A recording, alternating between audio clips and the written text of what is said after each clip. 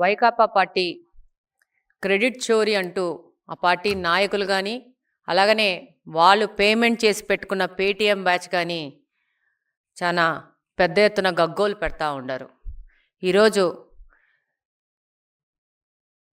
నారా చంద్రబాబు నాయుడు గారు, మన ముఖ్యమంత్రి గారు ఎంత పెద్ద ఎత్తున పట్టాదారు పాసు పుస్తకాలు పంపిణీ చేస్తూ అలాగనే ఆ పాసు పుస్తకాల మీద ఉన్న రాజముద్రను చూసి భయపడుతున్నారు. ఈరోజు ఒక ఆయుధం ఒక పిచ్చోడి చేతిలో ఉంటే ఏమవుతుంది, అదే ఒక ఆయుధం ఒక మంచి వ్యక్తి చేతుల్లో ఉంటే ఏమవుతుంది అనేది ఈరోజు ఈ యొక్క పట్టాదారు పాసు పుస్తకాలు నిదర్శనంగా కనపడుతున్నాయి. మీరు ముఖ్యంగా చూస్తే జగన్మోహన్ రెడ్డి గారు భూ రీసర్వే పేరు మీద ఎన్ని దోపిడీలు దుర్మార్గాలు ఆక్రమణలు చేశారో గత 5 సంవత్సరాల్లో ప్రజలు ఇంకా మర్చిపోలేదు. ఈ యొక్క పట్టాదారు పాస్ పుస్తకాలు చూసి ప్రజలకు మళ్ళా తన దోపిడీలు గుర్తొస్తాయన్న భయంతో వీళ్ళందరూ బయటకు వచ్చేసి ఈ పట్టాదారు పాస్ పుస్తకాల మీద క్రెడిట్ చోరీ అని మాట్లాడుతూ ఉన్నారు. ఈరోజు చూస్తే మీరు గమనిస్తే 2018వ సంవత్సరంలోనే తెలుగుదేశం ప్రభుత్వం ఎంతో పెద్ద ముఖ్య ఉద్దేశంతో మంచి ఉద్దేశంతో ఈ యొక్క భూ రీసర్వే ప్రక్రియను మొదలుపెట్టింది.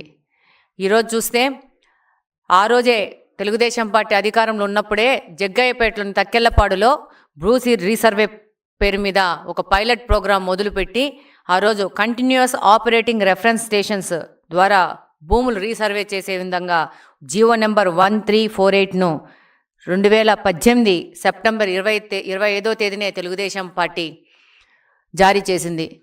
2019లో ఒక దురదృష్టవశాత్తు పార్టీ ఓడిపోవడము, వైకాపా పార్టీ అధికారంలోకి రావడము, ఈ భూ సర్వేని ఒక దోపిడీ చేయడానికి ప్రజల భూములని ఆక్రమించుకోవడానికి వాడుకొని వాళ్ళు ఒక అవకాశంగా తీసుకొని వాళ్ళు కన్నుబడ్డ ప్రతి ఒక్క భూమిని వాళ్ళు లాక్కునే ప్రయత్నం చేశారు. ఈరోజు ఈ భూ సర్వేల వివాదాలు సృష్టించి ఈ భూ సర్వేతో రీసర్వే పేరుతో ప్రజల మధ్యన వివాదాలు సృష్టించి న్యాయపరంగా సాయం దక్కకోకుండా వైసీపీ నాయకులు 2 రకాల పద్ధతులను ఈరోజు చేశారు. మీరు చూస్తే రీసర్వే పేరుతో దాదాపు రాష్ట్రంలోని చాలా భూముల్ని 22A జాబితాలో చేర్చడము, ఆ తర్వాత ఆ భూ వివాదాలు పరిష్కారం కాకుండా ప్రజలు అల్లకొల్లోలం పడితే మీకు క్లియర్ టైటిల్స్ ఇస్తామని చెప్పేసేసి భూ వివాదాలు పరిష్కరిస్తామని చెప్పి ఈ యొక్క ల్యాండ్ టైటిల్ యాక్ట్ని 2023 అక్టోబర్ 31న ప్రకటించడం జరిగింది. ఈ ల్యాండ్ టైటిల్ యాక్ట్లో ఆంధ్రప్రదేశ్లోని ప్రతి ఒక్క వ్యక్తికి తెలుసు ఈ ల్యాండ్ టైటిల్ యాక్ట్ ఏ విధంగా వాళ్ళ యొక్క స్వేచ్ఛను హరిస్తూ వాళ్ళ ఆస్తులను ఆక్రమించుకోవడానికి ఈ యొక్క ల్యాండ్ టైటిల్ యాక్ట్ తీసుకొచ్చినారనేది.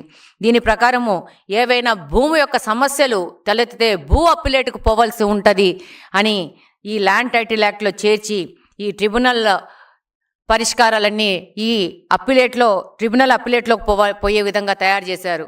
దీంట్లో ఈ యొక్క అప్పిలేట్ ట్రిబ్యునల్లో ఉండాల్సిన అధికారులు నీతి ఆయోగ్ చెప్పిన ప్రకారము నిపుణులు, బాధ్యతాయుతమైన అధికారులు, అలాగనే న్యాయ అధికారులు ఉండాలని చెప్పేసి ఈ అప్పిలేట్ ట్రిబ్యునల్లో నియమించాలని నీతి ఆయోగ్ చెప్తే వైకాపా పార్టీ ఏం చేసింది, ఎనీ పర్సన్ అనే పాయింట్ని చేర్చి నీతి ఆయోగ్ని కంప్లీట్గా పక్కన పెట్టేసి ఈ యొక్క ట్రిబ్యునల్లో కంప్లీట్గా వాళ్ళ యొక్క కార్యకర్తల్ని పెట్టుకునే విధంగా ఒక పెద్ద ఆలోచన చేసి ప్రజల ఆస్తులను హరించడానికి, ప్రజల ఆస్తులను కొల్లగొట్టడానికి 2023లో పెద్ద ప్రణాళికను రచించింది. దీంట్లో ప్రకారము ఈ యొక్క ల్యాండ్ టైటిల్ యాక్ట్ ప్రకారము ఏవైనా భూ సమస్యలు వస్తే స్థానిక కోర్టులకు పోయే పరిస్థితి లేకుండా చేసి, ఏదైనా కోర్టులకు పోవాలంటే హైకోర్టు పోయే విధంగా ఈ యొక్క చట్టాన్ని తయారు చేసి ఈ యొక్క రిజిస్ట్రేషన్ ఆఫీసుల చేతిలో రెవెన్యూ వ్యవస్థను మొత్తం ఇరికించేసి రెవెన్యూ వ్యవస్థను నాశనం చేయాలనే ఒక దురుద్దేశంతో ఈ యొక్క ల్యాండ్ టైటిల్ యాక్ట్ను తీసుకురావడం జరిగింది. రిజిస్ట్రేషన్లు చేశాక ఒరిజినల్ డాక్యుమెంట్స్ ఇవ్వరు, దాని బదులు డూప్లికేట్స్, జిరాక్స్ కాపీలు ఇస్తాము, మీ యొక్క ఆస్తులన్నీ మా దగ్గర భద్రపరుచుకుంటాము అని చెప్పి ఒక ప్రైవేట్ వ్యవస్థకి, ప్రైవేట్ వ్యక్తులకి, ఒక కంపెనీకి ఈ యొక్క మన ఆస్తుల డాక్యుమెంట్స్ అని ఇస్తామని చెప్పి ఈ యొక్క చట్టంలో చేర్చింది. అసలు మా ఆస్తులు మీ దగ్గర ఎందుకు ఉండాలి? పేపర్లు మా ఆస్తులు మా పెద్దలు మా తాతలు ఇచ్చారు. ఈ యొక్క భూప్రపంచంలో పుట్టినప్పటి నుంచి ఇప్పటి వరకు ఎవరి ఆస్తులకు సంబంధించిన పేపర్లు వాళ్ళ దగ్గరే ఉంటాయి. కొత్తగా వైకాపా పార్టీ ఈ యొక్క ఆస్తులన్నింటినీ మా దగ్గర పెట్టుకుంటాము అని చెప్పి వాళ్ళకి ఎప్పుడు కావాలంటే అప్పుడు ఏ ల్యాండ్ మీద కన్ను పెడితే ఆ ల్యాండ్ కాజేయడానికి ఒక పెద్ద ఎత్తున ప్రణాళిక రచించి ఈ యొక్క ల్యాండ్ టైటిల్ యాక్ట్ని మన మీద రుద్దాలనుకుంది. ప్రజలందరూ 2024 ఎలక్షన్లో వీళ్ళ యొక్క దురుద్దేశాలను కనుక్కున్నారు. 2019లో చేసిన తప్పుల్ని వాళ్ళు వాటిని సరి చేసుకొని ఈరోజు 2024లో ఒక భారీ మెజారిటీని తెలుగుదేశం పార్టీకి, కూటమి ప్రభుత్వానికి ఇచ్చి వాళ్ళని కాపాడుకున్నారు ప్రజలు. ఈరోజు చూస్తే వైకాపా పార్టీ చేసింది ఇంకోటి ఏంటంటే, సర్వే రాళ్ళని చెప్పేసేసి ఒక వాళ్ళ నాయకుడి బొమ్మ వేసుకొని ఆ బొమ్మని పాతి దానికి గాను 650 కోట్లు ప్రజాధనాన్ని దుర్వినియోగం చేసింది. మా ల్యాండ్లలో దిష్టి బొమ్మలు పెట్టుకోవాలంటే మేము పెట్టుకుంటాం.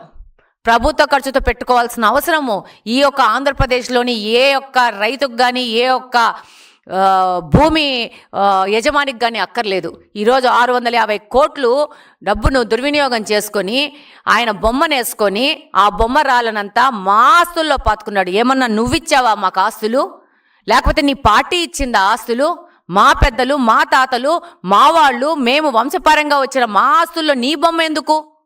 దిష్టి బొమ్మలు పెట్టినట్టు మీ బొమ్మలు పెట్టుకొనేసి ప్రజాధనం దుర్వినియోగం చేశారు. ఈరోజు పట్టాదారు పాస్ పుస్తకాల్లో ఆయన బొమ్మ వేసుకుంటాడు, మళ్ళా నవ్వుకుంటా మాట్లాడతారు. ఏమి ఈ బొమ్మ ఉంటే ఇందులో ఏమి మార్పు వచ్చింది? మార్పు 100కు 100 పట్టాదారు పాస్ పుస్తకాల్లో వచ్చింది. పట్టాదారు పాస్ పుస్తకాల్లో మేము ఈ భారతదేశము గౌరవించే రాజముద్రతో వచ్చింది మాకు పట్టాదారు పాస్ పుస్తకము. నీ బొమ్మ కావాలంటే నీ పార్టీ కార్యకర్తలకు అందరికీ టాటో వేసుకో, వాళ్ళ మోకాల మీదనో ఈపుల మీదనో చేతుల మీదనో. అంతేగాని ఆంధ్రప్రదేశ్లోని ప్రజలు ఒక నమ్మకంతో నీకు ఒక ఓటేసి నిన్ను ఒక ముఖ్యమంత్రి స్థానంలో కూర్చోబెట్టినందుకు నీ యొక్క ఫోటో ప్రతి ఒక్కరి ఇండ్లలోకి చేరాలనే ఒక దురుద్దేశంతో చివరికి బాత్రూంలలో స్కూల్ పిల్లలు వాడే మగ్గుల మీద కూడా నీ బొమ్మలు పెట్టేసి, వాళ్ళు తినే ప్లేట్ల మీద కూడా నీ బొమ్మలు పెట్టేసేసి ఈ విధంగా ఒక అధికార దుర్వినియోగానికి పాటుపడ్డావు. దాని యొక్క పరాకాష్ఠనే 2024 ఎలక్షన్ యొక్క ఫలితాలు. ఈరోజు గమనిస్తే ఈ యొక్క పట్టాదారు పాస్ పుస్తకాల కోసం ఆయన బొమ్మలు వేసుకోవడానికి 20 కోట్లు దుర్వినియోగం చేసినారు. ఆయన చేసిన దుర్వినియోగాలు 20 కోట్లు చాలా తక్కువ.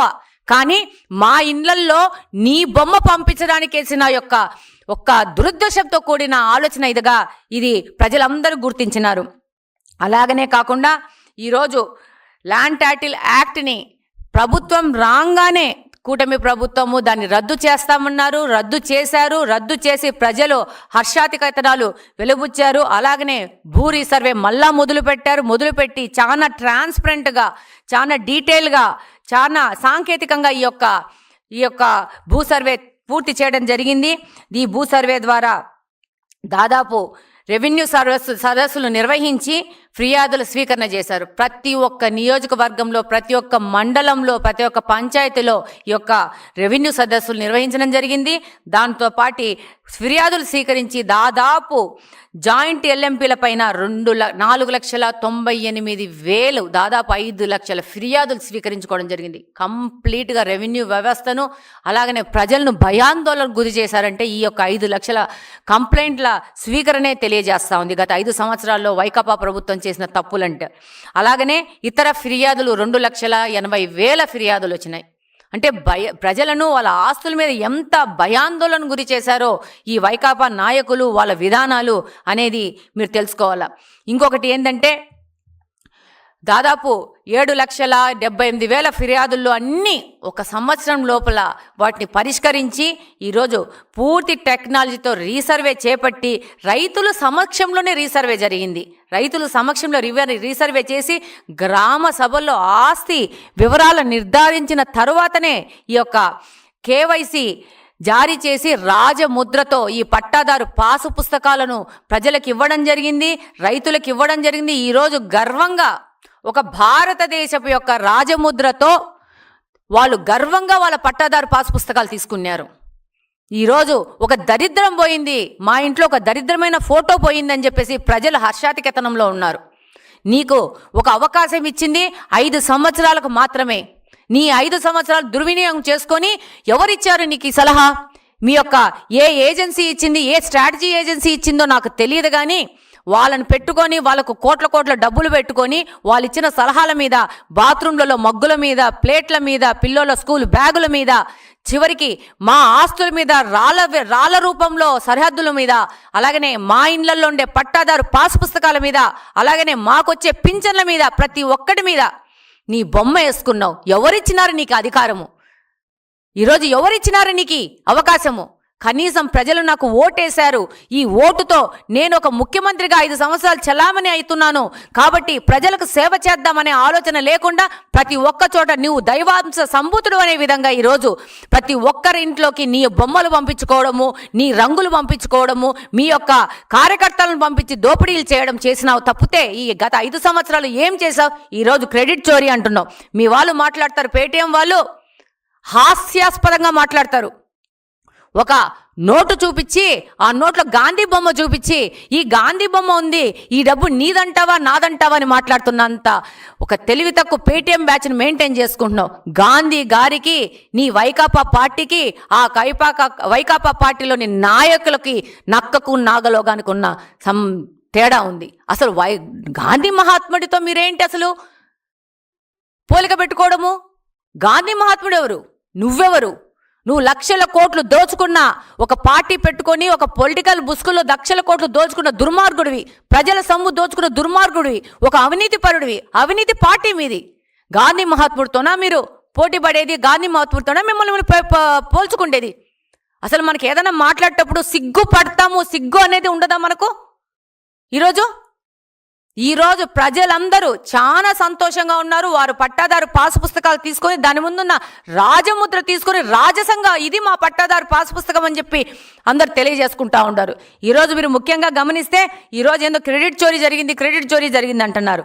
2020 జూలై 2వ తేదీ జీవో నెంబర్ 164లో, అలాగనే అదే ఏడాది 17వ తారీఖున జారీ చేసిన జీవో నెంబర్ 350 రూల్ను పూర్తిగా పరిశీలిస్తే రీసర్వే క్రెడిట్ టోటల్ తెలుగుదేశం పార్టీదే. 2018వ సంవత్సరంలో ఒక పైలట్ ప్రాజెక్ట్ లాగా తెలుగుదేశం పార్టీ భూ రీసర్వే అనేది స్టార్ట్ చేసింది.